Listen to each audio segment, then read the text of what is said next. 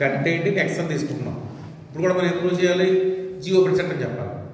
అంటే first జీలో point తీసుకోండి, X belongs to G తీసుకోండి. జీ అంటే ఏంటి మనం ఇక్కడ?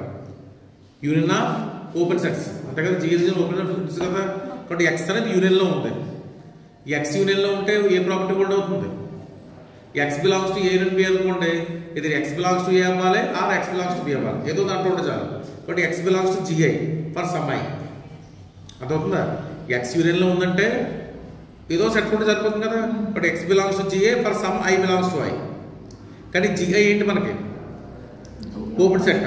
ఓపెన్ సెట్ అయిందంటే మీనింగ్ ఏంటి? దాంట్లో ప్రతి పాయింట్తో బాల్ ఫామ్ చేస్తే మళ్ళీ అదే ఓపెన్ సెట్లో రావాలి.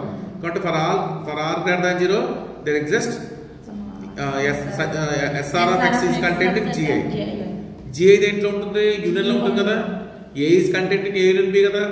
కాబట్టి content in union of I belongs to GI. అది దేనికి ఈక్వల్?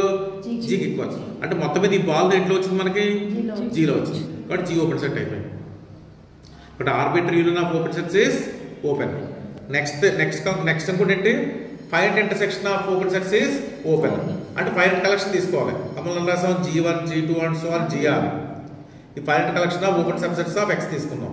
ఇప్పుడు వాటి ఇంటర్సెక్షన్ కూడా ఏమని చెప్పాలి? నేను ఓపెన్ సెట్ అని చెప్పాలి. సేమ్ ఇందాట్లాగా ప్రతి పాయింట్కి మళ్ళీ కరస్పాండింగ్ బాల్ ఉండాలి, బాల్ మళ్ళీ జీలో ఉండాలని చెప్పాలి, ఓపెన్ స్పీర్ అని చెప్పాలి. కాబట్టి ఫస్ట్ ఇక్కడ కూడా అంతే. ఇంటర్సెక్షన్ ఎంటీ సెట్ అయిందనుకోండి, ఎంటీ సెట్ ఓపెన్ సెట్ అయిపోతుంది. బట్ ఇంటర్సెక్షన్ ఓపెన్ సెట్ కాదని తీసుకోండి. కాదంటే మీనింగ్ నాన్ ఎంటీ సెట్ తీసుకుంటే మీనింగ్ అంటే అట్లీస్ట్ ఒక పాయింట్ ఉంటుంది. కాబట్టి అమ్మలో X0 బిలాంగ్స్ టు G తీసుకోండి. అంటే X0 జీలో ఉందంటే X0 ఇంటర్సెక్షన్లో ఉంది.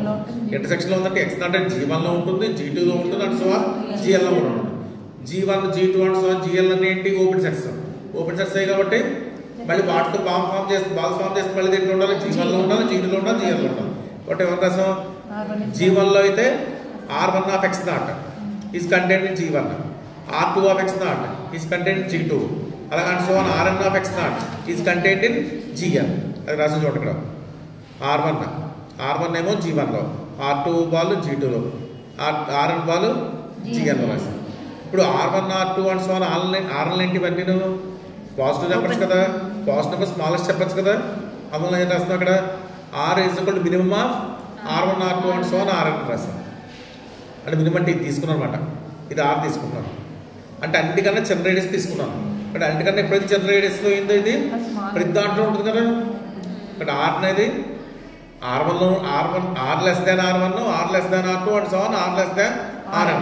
కాబట్టి Rతో ఫామ్ అయిన బాల్ ప్రతి బాల్లో ఉంటుంది. SR1 of X0 ఉంటుంది, SR2 of X0 ఉంటుంది, and so SRn of X0 కూడా ఈ SR of X ఉంటుంది మనకు బాల్. అర్థమైందా? కాబట్టి SR of X0 is content in J for every I is equal to 1 2 and so అని అన్నారు. ఇక్కడ ప్రతి దాంట్లో ఉంది అంటున్నారు. కాబట్టి మీనింగ్ ఏంటి? ఇంటర్సెక్షన్లో ఉన్నట్టే కదా.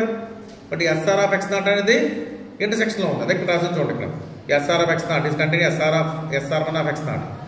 ఇది దేంట్లో ఉంది? G1లో.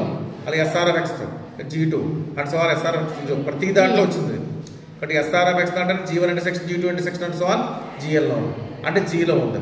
But SR of X content G అయింది. బట్ G కూడా ఓపెన్ సెట్ అయింది. అర్థమైందా? చాలు.